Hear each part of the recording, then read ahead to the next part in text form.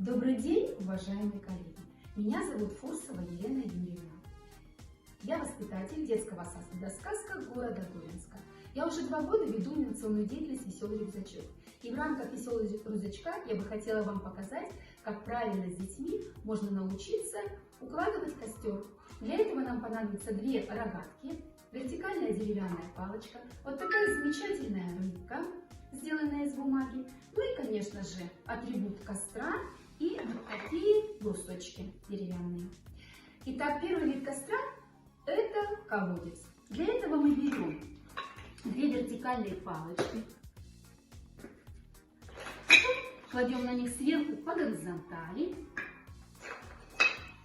по вертикали и так до конца укладываем наш костер. По горизонтали и сверху ставим атрибут костра. Итак, получился у нас вид костра – это колодец. Сейчас я вам покажу, как можно научить детей укладывать костер в виде звездочки. Для этого нам понадобятся те же брусочки. Желательно брать бруски не длинные, а покороче. Укладываем в виде звездочки.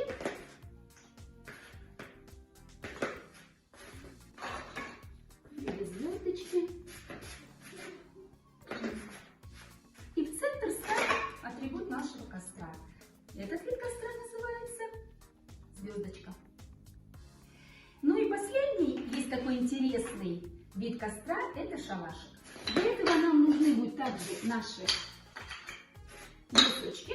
Мы укладываем 2 длинных бруска друг на друга. И по кругу укладываем все остальные брусочки, как бы накладывая друг на друга, делая шалаш.